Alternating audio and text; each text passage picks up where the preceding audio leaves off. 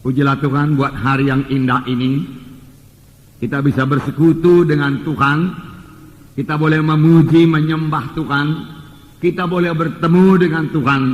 Dan kita boleh bertemu dengan saudara-saudara seiman. Sebenarnya inilah sukacita kita yang sejati. Yaitu kita bersekutu dengan Tuhan. Berjumpa dengan Tuhan. Tidak ada sukacita yang lebih besar lagi daripada bersekutu dengan Tuhan. Oleh sebab itu saudaraku, biarlah semua kita pada hari ini mengarahkan hati kita kepada Tuhan dan kita bersekutu dengan Tuhan. Roh Kudus ada di sini, siap sedia menolong kita. Dari pihak Tuhan sendiri sangat suka bersekutu dengan anak-anaknya. Tuhan mau bertemu dengan saudara-saudara sekalian. Tuhan mau berhubungan dengan kita semua pada hari ini. Di dalam Mazmur 25 ayat 14 saya membacakan kepada saudara. Mazmur 25 ayat 14. Tuhan bergaul karib dengan orang yang takut akan Dia dan perjanjiannya diberitahukannya kepada mereka. Nah, saudaraku, Tuhan sendiri rindu untuk bergaul karib, suka bergaul karib, bergaul intim dengan anak-anaknya yang takut akan Dia. Dia suka bergaul, dia suka berkata-kata dengan kita. Tuhan yang kita sembah, Tuhan yang hidup, yang mau berkata-kata dengan saudara, yang mau berkata-kata kepada saya. Dan Tuhan mau bergaul karib dengan kita. Dan memberitahukan jalan-jalannya, memberitahukan perjanjiannya, sehingga kita mengenal jalan Tuhan dalam hidup kita. Inilah yang terutama, saudara. Bukan terutama berkat-berkat Tuhan saja yang kita inginkan. Seharusnya kita menginginkan persekutuan yang baik dengan Tuhan, persekutuan yang intim dengan Tuhan. Dalam Wahyu 3 ayat 20, sering ayat ini kita dengar pada waktu memberitakan berita keselamatan, yaitu Tuhan Yesus mengetuk di muka pintu hati kita ini untuk menerima, untuk masuk dalam hati kita. Memang inilah keselamatan. Oleh sebab itu selalu diberitakan, saudaraku, dalam berita keselamatan. Di sini dikatakan, Wahyu 3 ayat 20, lihat, aku berdiri di muka pintu dan mengetuk. Jika ada orang yang mendengar suaraku dan membukakan pintu, aku akan masuk mendapatkannya. Aku makan bersama-sama dengan dia, dan ia bersama-sama dengan aku. Bukankah ini satu persekutuan yang erat dengan Tuhan Yesus? Yaitu Yesus mengetuk pintu hati kita. Ini terjadi setelah pada waktu kita datang kepada Tuhan Yesus.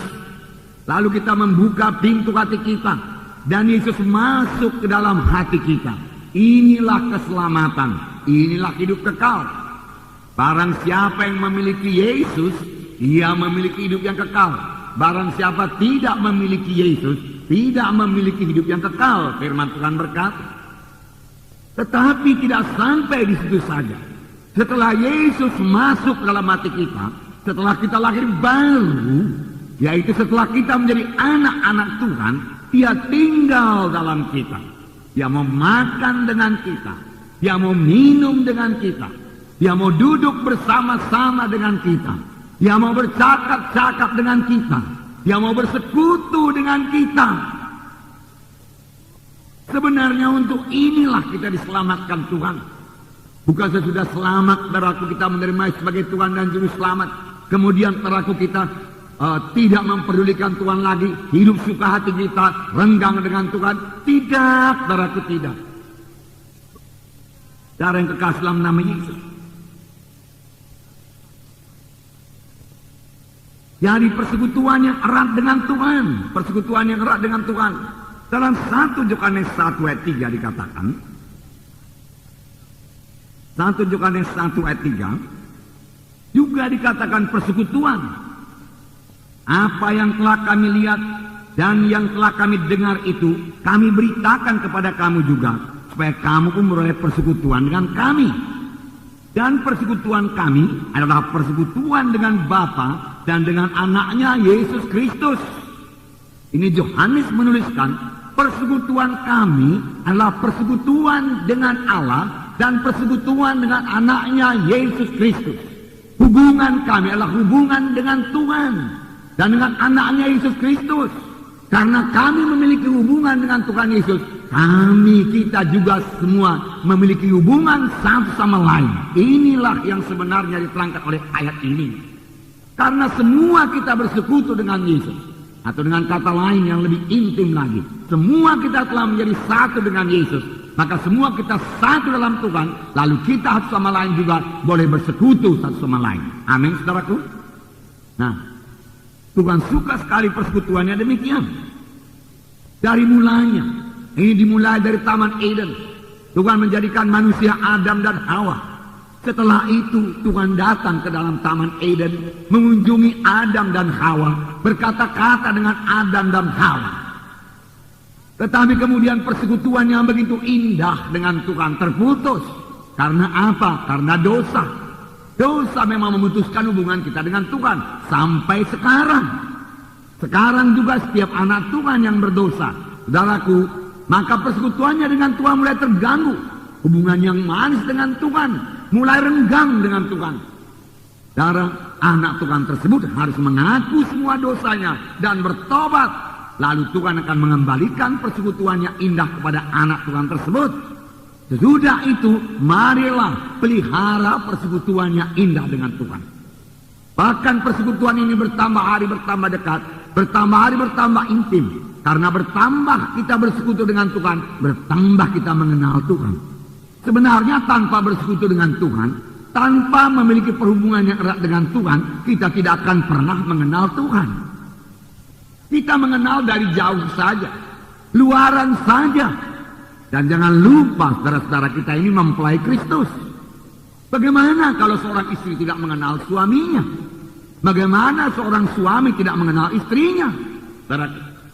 Dia boleh jadi hanya mengetahui namanya, kedudukannya, rupanya, dan lain sebagainya. Tetapi tidak pernah mengetahui hatinya, kehendaknya. Dan itu hanya bisa diperoleh kalau ada persekutuan yang erat satu sama lain.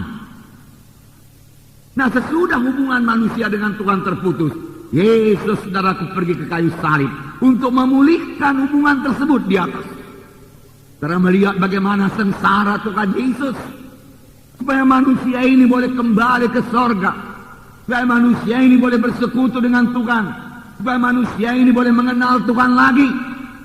Yesus dipaku di kayu salib, darahnya dicurahkan dari kepala yang diberi mahkota duri, darah mengalir dari tangan, darah mengalir dari punggung, darah mengalir, menetes dari kaki, darah mengalir untuk mengembalikan persekutuan kita dengan Tuhan.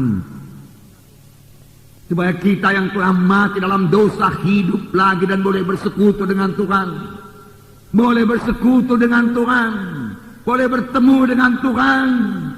Inilah hidup yang kekal dalam persekutuan dengan Tuhan. Disitulah saudara beroleh segala-galanya.